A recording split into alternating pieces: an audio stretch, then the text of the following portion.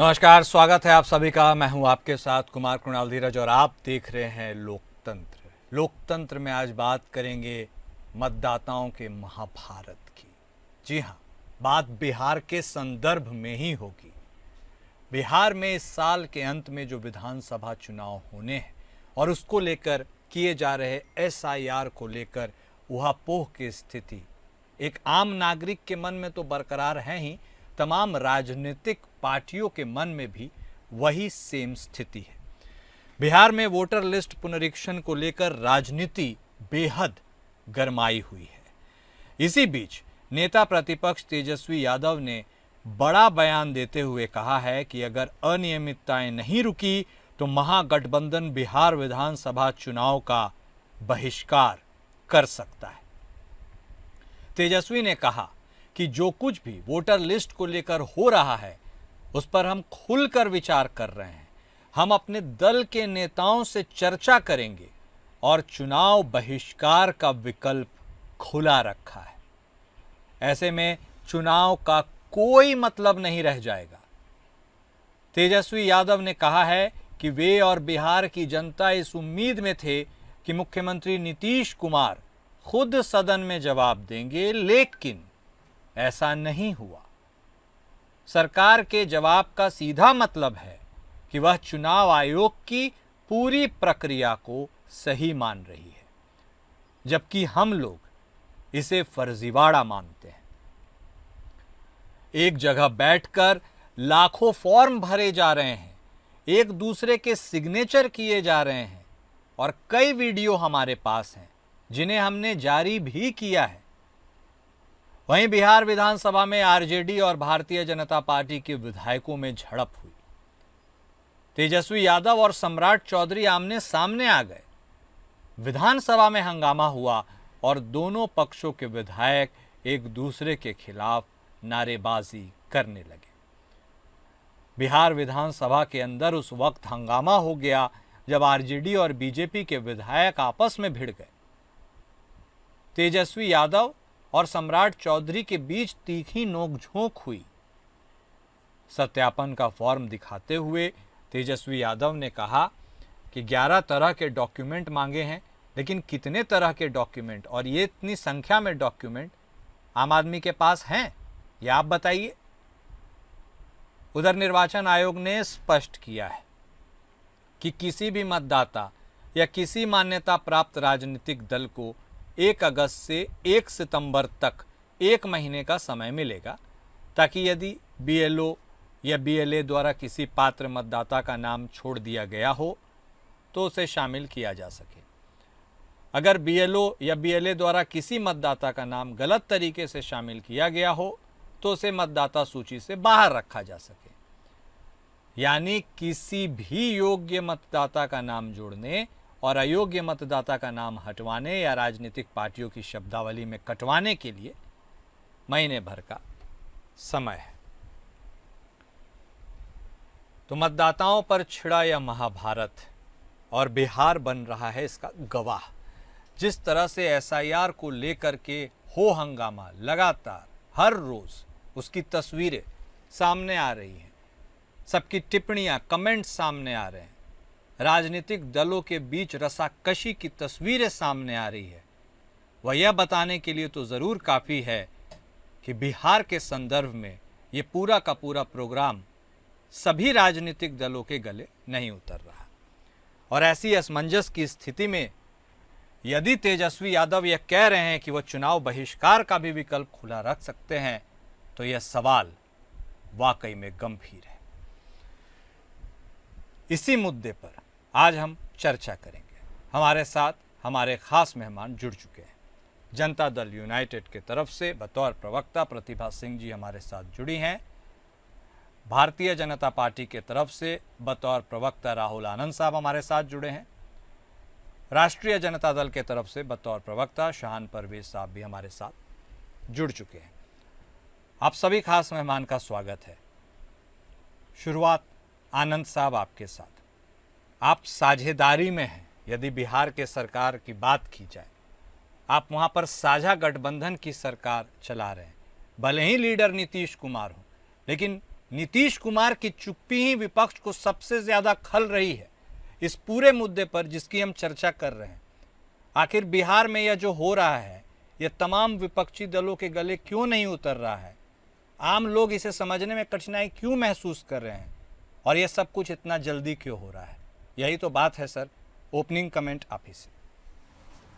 देखिए, कल एक अध्ययन आई है दैनिक जागरण के अखबार में, उसको लगता है सबको देखना चाहिए। और शंकर भगवान का जो त्रिनेत्र की हम बात करते हैं ना, कि जब वो खोलते हैं तो बहुत सारी चीजों को हटा देते हैं, तो ठीक उसी तरफ से उस लेख का नाम है demographic reconstruction and electoral roll inflation, और इसका तात्पर्य हुआ the making of Bihar 2025, the making of India. ये चीज है, इसमें बड़ा ही स्पष्ट इस अध्ययन में कहा गया है कि आखिर ये करने की आवश्यकता क्यों पड़ी और इसके पीछे की मंशा क्या है। देखिए, इस अध्ययन में ऐसे कई प्रमाण मिले हैं जिससे यह पता चला है कि एक लगभग 77 लाख मतदाता जो अवैध रूप से बताए जा रहे हैं बिहार के अंदर, उसका प्रमाण भी तय किया गया है। वो कैसे किया है, और मुझे 2 मिनट का वक्त दीजिएगा, मैं आपको बता सकूंगा। बोलिए। देखिए, लगातार हम इस बात को कह रहे हैं कि अभी बिहार में लगभग 7.89 करोड़ मतदाताओं के नाम रजिस्टर्ड हैं वोटर लिस्ट में। अगर इस अध्ययन का निष्कर्ष निकाले तो लगभग 7.12 करोड़ मतदाता ही वैध हैं। इसके पीछे का तर्क जो है मैं आपको बताता हूँ कि हर विधानसभा को अगर देखें तो 243 सीटों में से हर एक सीट पे लगभग 30,000 अवैध मतदाता रजिस्टर्ड हैं। इसके पीछे का तर्क कैसा मैं आपको बताता हूँ। अभी देखिए, आप इसको जोड़ सकते हैं। देखिए, एसआईआर में ये जानकारी निश्चित रूप से मिली है कि 5.76 लाख मतदाता ऐसे मिले हैं जिनका नाम एक से दूसरे जगह पे भी है, यानी कि कोई अगर पटना में है तो उसका नाम उसके गांव में भी जुड़ा हुआ है। ऐसे लोग मिले हैं 5.76 लाख। 35 लाख ऐसे मतदाता मिले हैं जो अपने पते पे है ही नहीं, उनका वोटर आईडी कार्ड में नाम जरूर है, वोटर लिस्ट में नाम है, लेकिन वो अपने पते पे है नहीं। यानी कि जो चुनाव आयोग ने इसकी जो जांच जब कराई तो पता चला कि ये यहाँ है ही नहीं, बस इनके नाम पे वोटर लिस्ट रजिस्टर है। 12,55,620 मतदाता ऐसे मिले हैं जिनकी मृत्यु हो चुकी है। एक और जो सबसे बड़ा आंकड़ा आपको परेशान करेगा वो ये है कि 17,37,336 मतदाताओं में अस्थायी रूप से उस जगह को छोड़ दिया है। और इलेक्शन कमीशन भी क्या कह रहा है, वो भी कह रहा है कि पिछले 10 साल में लगभग 70 लाख लोगों ने माइग्रेट किया है। अगर इन सारे आंकड़ों को जोड़ लिया जाए तो निश्चित रूप से देखा जाए तो ये वॉल्यूम लगभग 77 लाख के आसपास आता है। इसमें एक और मार्केबल बात है, 2003 में बिहार में आरजेडी की ही सरकार थी। उस समय चीफ मिनिस्टर बिहार की राबड़ी देवी जी ही रही थी। अगर उस समय एक औसत उम्र भी जोड़ लिया जाए, किसी की अगर 65 वर्ष औसत उम्र रही हो, तो आज उनकी जीवित रहने की संभावना बहुत कम है। तो ऐसे भी नाम है जो मैंने 12 लाख समथिंग बताया कि उनकी मृत्यु हो चुकी है, उनको छाटा जा रहा है। अगर इन सबको माइनस कीजिएगा तो आपके आंकड़े निकल के आएंगे लगभग 7.12 करोड़ के आसपास निकलेंगे। आगे जो चर्चा विस्तृत होगी उसमें मैं आपको और भी चीजें बताऊंगा। आनंद साहब, आपने जो विवरण दे दिया, एक बात यह भी बता दीजिए, 1 मिनट और जरूर समय लीजिए। आपने 77 लाख मतदाताओं का जिक्र किया, यही 77 लाख मतदाता लोकसभा चुनाव के दौरान वैध थे और अब संभवतः अवैध हो जाएंगे। सर, चुनाव में एक फेयर ग्राउंड देने की भी मांग की जाती है। जब लोकसभा चुनाव में सब ओके था तो अभी नॉट ओके क्यों है, और यह काम थोड़ा पहले या थोड़ा बाद में क्यों नहीं किया जा सकता था? देखिए, इसके पीछे का मैं आपको एक बात बताऊं कि जब भी आपको अपने घर की सफाई करनी होती है तो आप कभी भी कर सकते हैं। अगर आपके घर में धूल पड़ा हुआ है तो आपको अधिकार होता है घर के स्वामी को कि आप उसको साफ कर सकते हैं। और ये चुनाव आयोग को ये जो अधिकार मिला है, ये मिला है संविधान के अध्याय 15 में, जिसमें आर्टिकल 324 से लगातार शुरुआत होती है। तो ये सब, अब मैं आपको एक चीज और बताता चलूं। देखिए, अभी अगर मान के चले तो कांग्रेस की सरकार 5 राज्यों में है, 2 राज्यों में इनकी मिलीजुली गठबंधन की सरकार है। तो अगर जब वहां पे ये सरकार बनाते हैं तो चुनाव आयोग कैसे निष्पक्ष हो जाता है, और जहां ये हारते हैं वहां कहते हैं कि चुनाव आयोग दोषी है। यहाँ एक चीज और मार्क करने वाली जरूरत है कि देखिए, 2003 के लिहाजे से अगर हम बात कर ले तो लगभग 4.96 लाख करोड़ लोग रजिस्टर्ड थे 2003 में। अगर उसमें जो जीवित रहने की संभावना ही अगर समझ ले, जो मैंने आपको आंकड़े बताए जिनकी औसत 65 के आसपास रही हुई, जिन लोगों ने माइग्रेट कर चले गए, तो अगर उसको निकाले तो लगभग 3.45 करोड़ के आसपास होगा। तो ऐसे बहुत चीजें। ठीक है, शान परवेज साहब हमारे साथ जुड़े हुए हैं। परवेज साहब, चुनाव आयोग का अपना एक अलग तर्क है, भारतीय जनता पार्टी की चुनाव आयोग के साथ सहमति है। मतलब चुनाव आयोग जो कह रहा है वो मान रहे हैं भारतीय जनता पार्टी के लोग। आप इस बात को, इस पूरे प्रक्रिया को कटघरे में खड़े कर रहे हैं, कॉन्फिडेंस में कमी, पारदर्शिता का हवाला, बहुत सारी बातों को बता करके। चुनाव बहिष्कार तक सर आप कैसे पहुंचे, और क्या यही लास्ट रिजॉर्ट है। देखिए, सबसे पहली बात ये समझना पड़ेगा कि आज जब हम लोग बात कर रहे हैं तो मैं आप लोगों से आग्रह करता हूं कि जब चुनाव आयोग की बात हो रही है और चुनाव आयोग को अपने पक्ष रखने की बात हो रही है तो प्रवक्ता चुनाव आयोग का होना चाहिए और चुनाव आयोग के पक्ष रखने के लिए कोई होना चाहिए। अब चुनाव आयोग का पक्ष अगर भारतीय जनता पार्टी रखने लगती है तो निश्चित रूप से संदेह पैदा होता है। और जो बिहार की जनता और देश की जनता और आप जैसे गणमान्य पत्रकार आज टीवी पे डिबेट लेकर बैठे हैं, उसका सबसे बड़ा कारण यही है कि जिस प्रकार से भारतीय जनता पार्टी चुनाव आयोग की भाषा बोल रही है और उसका जो पक्ष रखने का काम कर रही है, उससे कहीं ना कहीं चिंता हम लोगों की हुई। और उसी चिंता को हम लोगों ने देखा तो पहली बार जब चुनाव आयोग ने कहा तो हम लोगों ने पूछा चुनाव आयोग से कि एसआईआर करने की जरूरत क्या है। अब चुनाव आयोग ने यह स्पष्ट आज तक नहीं कहा कि एसआईआर करने की जरूरत क्या है। जैसा श्रीमान आपको भी याद होगा कि एसआईआर शुरू में कहा गया कि बड़े विदेशी घुसपैठिए घुस गए हैं, बांग्लादेशी माइग्रेंट से इंडिया में आ गए, बिहार के रास्ते आ गए, बिहार का सीमावर्ती इलाका जो वो है बांग्लादेश से जुटा हुआ, उसके माध्यम से बहुत सारे घुसपैठिए घुस गए। तो फिर हम लोगों ने प्रश्न पूछा कि अगर घुसपैठिए घुसे तो कितने घुसपैठिए घुसे, और अगर गृह मंत्रालय के पास कोई आंकड़ा है तो उसका जारी किया जाए, और घुसपैठिए घुसे तो कब घुसे, 2014 के पहले घुसे कि 2014 के बाद घुसे, तो उन लोगों ने कोई आंकड़ा जारी नहीं किया। और अब जब हम लोगों ने सवाल पूछा कि अगर किसी की नागरिकता रहेगी या जाएगी, तो उन लोगों ने कहा कि जो लोग 2003 के पहले नहीं है उनकी नागरिकता पे संदेह है। तो नागरिकता पे संदेह है, उसके बाद उन्होंने कहा कि हम 11 प्रकार का डॉक्यूमेंट्स मांग रहे हैं। तो हमने 11 प्रकार के डॉक्यूमेंट्स को चैलेंज किया और सारे डॉक्यूमेंट्स को बनाने के लिए जो सबसे मेन आधार जिस डॉक्यूमेंट्स की जरूरत है वो आधार कार्ड है। आप श्रीमान किसी भी डॉक्यूमेंट्स को बनवाने जाएंगे आपका आधार कार्ड मैंडेट है, आप बिना आधार के कोई भी डॉक्यूमेंट नहीं बना सकते। फिर आप कह रहे कि आधार कार्ड इनवैलिड है। यही तो सुप्रीम कोर्ट में मामला चला गया, सुप्रीम कोर्ट ने भी कहा कि भाई आपने आधार कार्ड को क्यों नहीं माना। दूसरे डेट में अभी चुनाव आयोग ने कहा सुप्रीम कोर्ट में जाकर कि आधार को, राशन कार्ड को, जॉब कार्ड को, मनरेगा कार्ड को हम वैलिड नहीं मान सकते।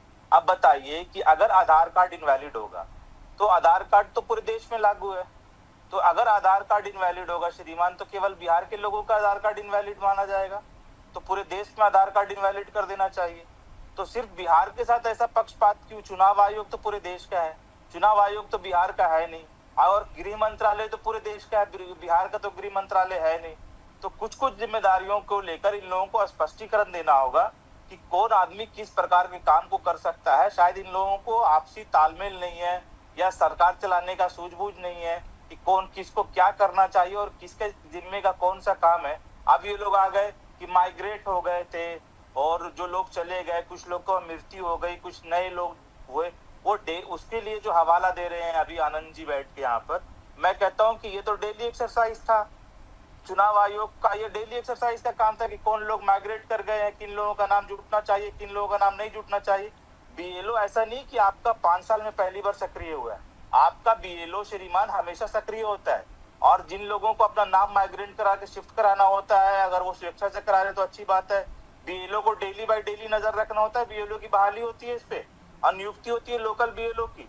परवेश साहब कहाँ है, किन लोगों एक मिनट और, किन लोगों का नाम कहाँ है, ये बीएलओ की जानकारी में नहीं है, ये इलेक्शन कमीशन की जानकारी में नहीं है। ये चुनाव से 2 महीने पहले आपको नींद खुल रहा है कि माइग्रेट कर गए, तो आप चले थे घुसपैठिए से, अब आप आ गए कि लोग माइग्रेट कर गए या जिनकी मृत्यु हो गई। तो मैं पूछ रहा हूँ कि 15 साल 20 साल से सरकार चल रही है, 2003 के बाद 2025 में याद आ रहा है इनको कि जिसका नाम काटना है, जो जिनका देहांत हो गया उनका नाम आज काटा जाएगा। ये 20 साल 25 साल के बाद इन लोगों को याद आ रहा है। तो कहीं ना कहीं इन लोगों के मंशा पर सवाल खड़ा करा। और हमारे नेता माननीय तेजस्वी यादव जी ने स्पष्ट पूछा कि अगर प्रति बूथ से 10 वोट काट दिया गया तो आप औसतन मान लीजिए एक विधानसभा में 3-3.5 हजार वोट को काट दिया गया, तो आप समझ लीजिए कि 3 से 3.5 हजार वोट के अंतर से हार जीत का जो परिणाम होगा श्रीमान, वो कम से कम 25 से 30 सीट और 40 सीट हो सकता है। तो ये सरकार अब समझ चुकी है कि अब हम चुनाव डायरेक्ट जनता के मतों से नहीं जीत सकते। पहले जनता अपने मत से तय करता था परवेश साहब भी कौन होगा, ठीक है, अब सरकार ये तय कर रही है कि मत अधिकार किसका। परवेश साहब यदि आपकी सारी बातों को मान भी लेते हैं, चलिए 1 मिनट के लिए मान लिया जाए, आप जो स्पष्टीकरण मांग रहे हैं आपके अनुरूप यदि स्पष्टीकरण नहीं मिल रहा है, यह भी मान लिया जाए, क्या कीजिएगा? देखिए लोकतंत्र में क्या, हम लोगों को पास लोकतंत्र में क्या क्या अधिकार है अब ये देखना पड़ेगा। नहीं, हमने आपके कहा कि नेता जिस कह रहे प्रकार हैं कि से- चुनाव बहिष्कार का दरवाजा खुला है। बिल्कुल बिल्कुल, चाहे चुनाव बहिष्कार का दरवाजा खुला है, जब हमको पता है कि आप बेईमानी करके चुनाव जीतना चाह रहे हैं, आप इलेक्शन कमीशन को अपने पार्टी के अंदर विलय करा लेंगे और इलेक्शन कमीशन की निष्पक्षता नहीं बचेगी, तो इस देश में तानाशाही लागू हो गया है ना। जब ठीक। इस देश में तानाशाही लागू हो जाएगा तो कहीं ना कहीं हम जैसे लोकतांत्रिक लोगों का ये मौलिक अधिकार होगा कि हम लोग सड़क पर आएंगे और हम लोग चुनाव का बहिष्कार करेंगे। ठीक है परवेश तो साहब, हमारे नेता ने स्पष्ट कह दिया। ठीक। और जिस प्रकार से आपने किस प्रकार से महाराष्ट्र में चुनाव लड़ा है, और ठीक है, महाराष्ट्र ठीक है, में मैं कैसे समझ वोट गया आपकी प्रतिशत बात। आपका बढ़ा ठीक है, ठीक है। वो प्रतिभा सिंह जी भी आज हमारे साथ चुनौती जुड़ी दे हैं। रहा हूं, प्रतिभा सिंह जी बिहार में अब नहीं होने ठीक है परवेश साहब, प्रतिभा सिंह जी अब आपकी बारी है। भले ही आप भारतीय जनता पार्टी के साथ मिलकर सरकार चला रही हो, लेकिन फेस आप हैं, फेस नीतीश कुमार हैं। जब विपक्ष ये कह रहा है कि नीतीश बाबू इस पूरे मुद्दे पर कुछ भी सॉलिड नहीं कह रहे हैं, कहीं ना कहीं आपको नहीं लगता है आपकी जिम्मेवारी ये चीजों को स्पष्ट करना चाहिए? उसमें क्या दिक्कत है? चलिए कुणाल जी, जिस तरह की बातें विपक्ष कर रही है, अब आप बताइए कि निर्वाचन आयोग के अपने को ये है कि नहीं, उनका दायरा है कि नहीं, कार्य करने का उन्हें आजादी है कि नहीं है? भाई निर्वाचन आयोग एक संवैधानिक संस्था है और पुनरीक्षण का अधिकार है। ये कहते हैं अभी क्यों? अरे भाई कोई भी कार्य कभी तो शुरू किया जाएगा। अगर लोकसभा चुनाव से पहले शुरू किया जाता तब भी इनका यही सवाल होता कि अभी क्यों। विधानसभा चुनाव से पहले शुरू किया गया तब भी करे अभी क्यों। मैं पूछती हूँ कि अगर जिस बात का अभी चर्चा कर रहे थे हमारे विपक्ष के भाई कि हर बूथ पर अगर समझ लीजिए 3,300 मतदाता का अगर नाम कट गया, 100 मतदाता का नाम कट गया, तो आपको ऐसा क्यों लगता है कि जिनका नाम कटेगा वो आपके मतदाता होंगे? आपको ऐसा क्यों लगता है? तो कहीं न कहीं आपके मन में कोई खोट है। अरे भाई इस पुनरीक्षण से कहीं किसी को कोई परेशानी नहीं। देखिए हर पार्टियों का हर पार्टी अपना BLA बनाते हैं और BLO किसी दल का नहीं होता। जो सरकारी कार्य करता है वो लगातार काम करते रहता है। BLO को पता होता है कि कहाँ कौन से घर में किस व्यक्ति की मृत्यु हुई, उनका नाम हटाना है। किस बच्ची की शादी हो गई, ससुराल गई, वहाँ उसका वोटर लिस्ट में नाम है। कौन सा बच्चा है जो यहाँ नहीं रह रहा है, कहीं माइग्रेट कर गया है, तो पुनरीक्षण से इन्हें क्यों परेशानी हो रही है? भाई परेशानी क्यों हो रही है? हमें परेशानी नहीं, आपको क्यों परेशानी हो रही है? कहीं न कहीं दाल में काला है, कहीं न कहीं आपने दाल में काला डाला है क्या? आपकी परेशानी से तो यही समझ में आती है। अरे भाई आप संवैधानिक संस्थाओं पर भी आरोप लगाते हैं, आपको न्यायपालिका पर भरोसा नहीं। आपको भरोसा है किस पर? क्या कहा सुप्रीम कोर्ट ने? तो ये लोग ऐसे ही हो हल्ला मचाते हैं क्योंकि इन्हें पता है कि इनकी जमीनें खिसक गई हैं, आने वाले चुनाव में इनका बुरा हाल होने वाला है, इसलिए हाय तौबा मचा रहे हैं। यदि आपके साथ लड़ने वाला ही कोई नहीं रहेगा भविष्य में, यदि कल्पना कीजिए चुनाव बहिष्कार हो जाता है, आप लड़िएगा किससे मैडम? जीतिएगा किससे और हराइएगा किसको? नहीं तो वो तो समय बताएगा ना। ये क्या चुनाव का बहिष्कार करेंगे? जनता इनका बहिष्कार करेगी। जिस तरह का हरकत ये लोग कर रहे हैं, अब बताइए सदन चलने नहीं देंगे, संवैधानिक संस्थाओं को कार्य नहीं करने देंगे, कहेंगे सत्ताधारी दल का में उसका विलय हो गया है। ये सब कोई बात है क्या? ठीक, जब आप सरकार में थे तब आपने विलय करा रखा था। ठीक है, क्या आपके इशारे पर निर्वाचन आयोग काम करता था? ठीक है। अगर करता होगा तभी तो आप 3 मिनट का समय मैं और लूंगा, 1-1 मिनट में आप सबको दूंगा। क्लोजिंग कमेंट भी दे दीजिएगा और ये संशय के बादल कैसे छटेंगे, आगे का रास्ता क्या कुछ हो सकता है, इसके बारे में बता दीजिएगा। राहुल आनंद साहब, शुरुआत आपके साथ, 1 मिनट है सर। देखिए यहाँ सबसे बड़ी मार्केबल बात यह है कि हर राजनीतिक पार्टियों को अपनी जिम्मेदारी लेनी पड़ेगी। और मैं आपको एक बात का भरोसा दिला दूं, और यकीनन आज भी एक लेख छपी है जिसमें इस चीज का जिक्र किया गया है कि जब स्क्रूटनी हो जाएगी सब चीजों की तो 1.5 लाख जो BLO हैं, जो पार्टियों के जो कार्यकर्ता हैं, उनके सामने ये लिस्ट को सार्वजनिक की जाएगी। जब इतनी पारदर्शिता की 6-7 चीजों को रखी गई है, तो मुझे लगता है कि बेचैन वो ही लोग हैं जिनको लगता है कि हम अवैध लोगों के साथ हम अपनी राजनीतिक करियर की बारी खेल सकते हैं, वो लोग ही ज्यादा बेचैन होंगे। लेकिन आप मुझे बताइए, क्या राजनीतिक पार्टियों की जिम्मेदारी नहीं होनी चाहिए? आप मंडल अध्यक्ष बनाते हैं, आप बूथ अध्यक्ष बनाते हैं, आप प्रदेश अध्यक्ष बनाते हैं, आप जिला अध्यक्ष बनाते हैं, उसके बीच में जितनी जो आपके जो पाइपलाइन के जो नेतागण होते हैं वो क्या कर रहे हैं? आप अपने सिस्टम को जनता के बीच में लगाइए। अगर किसी का नाम कटा है, छटा है, तो उसको हम देखेंगे, समझेंगे, क्योंकि हम तो यही कर रहे हैं। हम जनता के बीच में हैं और लगातार इस चीज पर पौनी नजर बना रखेंगे, किसका नाम कटा, किसका नाम जुड़ा। लेकिन एक चीज यहाँ पे, एक चीज और मैं बताना चाहूंगा कि इस SIR से क्या भारतीय जनता पार्टी को नुकसान नहीं है? क्या भारतीय जनता पार्टी के जो दलित महादलित के वर्ग के जो लोग हैं उनका नाम नहीं कट सकता है क्या? लेकिन हम उस पर पौनी नजर बना रखे हैं, ये जिम्मेदारी लेनी चाहिए। ठीक है प्रतिभा जी, अगला मिनट आपका है, आप बोलिए। क्लोजिंग कमेंट वाइंड अप हम परवेज साहब के साथ करते हैं, ताकि आप दोनों की बातों सुनकर वह क्या कुछ कहना चाहते हैं वह भी पता चल पाए। प्रतिभा जी आप बताइए। देखिए कुणाल जी, मुझे लगता है कि कहीं न कहीं विपक्ष की बौखलाहट है, वो यह बताने के लिए काफी है कि इन्हें लग रहा है कि हमारे वोटर्स काटे जाएंगे, मतलब इनके दाल में कहीं न कहीं कुछ काला है, जो मेरे समझ में है। वरना बौखलाहट क्यों? आपके BLA हैं, हर बूथ पर आपके BLA तैनात हैं। आप देखिए ना, आपत्ति दर्ज करने का भी मौका निर्वाचन आयोग देगा। अगर आपके नाम कट जाएंगे तो आपके हैं ना भाई, BLA हैं, आपके वर्कर्स हैं, आप खुद हैं, आप इसको देखिए कैसे किसी के नाम काट दिए जाएंगे। ऐसा कहीं होता है? तो इन्हें डर क्यों है? और ये चुनाव का बहिष्कार करेंगे, मतलब जो कभी नहीं हुआ उस तरह का ये काम करेंगे।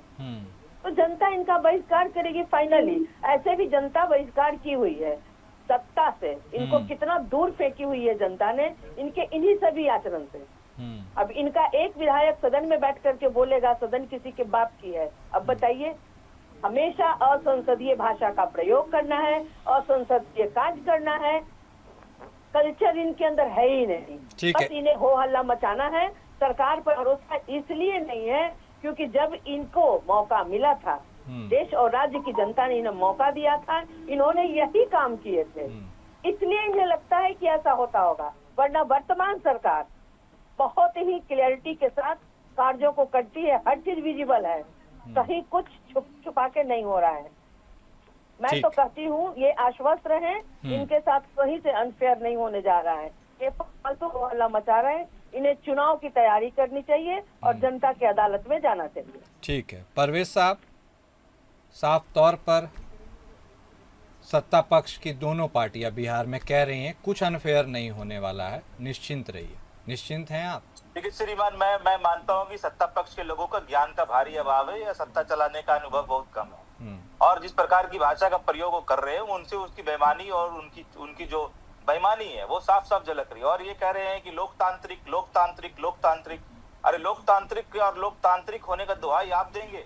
जिससे चुनाव आयोग के अनिल मसीह को कौन भूल सकता है? चंडीगढ़ चुनाव में जिस प्रकार से धांधली कराया गया, महाराष्ट्र के चुनाव को कौन भूल सकता है जिसमें अचानक से इलेक्शन कमीशन का वोट बैंक बढ़ गया, वोट प्रतिशत बढ़ गया और सत्ता हासिल कर ली आप लोगों ने। तो इन बेईमान लोगों के लिए बिहार की जनता बैठी हुई है और इन्होंने कहा कि जनता बहिष्कार कर देगी, और 3 नंबर की पार्टी एक बात कहती है कि जनता बहिष्कार कर देगी, तो कुर्सी से कैसे सटा जाता है और कुर्सी का लाभ उठाने के लिए किस स्तर तक नैतिकता को गिरवी रखा जा सकता है, ये नीतीश कुमार जी से और जनता दल यूनाइटेड से लोगों ने सीखा है।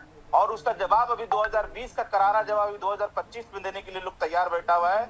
जिस प्रकार से बेईमानी से सत्ता आपने हासिल किया है और सत्ता हासिल करने के लिए नैतिकता को गिरवी रख दिया है, और अब जब विरोध जनता के अंदर हो गया है और जनता के मन में विरोध हो गया है कि इस बेईमान सरकार की विदाई करनी तय है, तब सरकार बेईमानी पर उतरकर और ये इलेक्शन कमीशन को तोता बनाकर और चुनाव लड़ना चाहती है और लोगों का मताधिकार छीनना चाहती है। तो मैं स्पष्ट कर देना चाहता हूँ, ये बिहार है, यह महाराष्ट्र की वाली गलती दोबारा नहीं होगी। यहाँ चप्पा चप्पा जाम होगा या चक्का चक्का जाम होगा, सड़क से लेकर सदन तक। और ये कह रहे हैं कि भाषा का बात, जिस प्रकार से उप मुख्यमंत्री कहते हैं गुंडों के बीच से आए हैं, गुंडाई कर रहे सदन में बैठकर, तो पूरा बिहार का जनता देख रहा है कि गुंडा कौन है और गुंडाई की भाषा कौन बोल रहा है। ठीक, बहुत शुक्रिया आप सभी खास मेहमान का इस चर्चा में शामिल होने के लिए, अपना वक्त देने के लिए और लोगों तक अपनी बातों को रखने के लिए। लोकतंत्र में आज के लिए बस इतना ही। नमस्कार।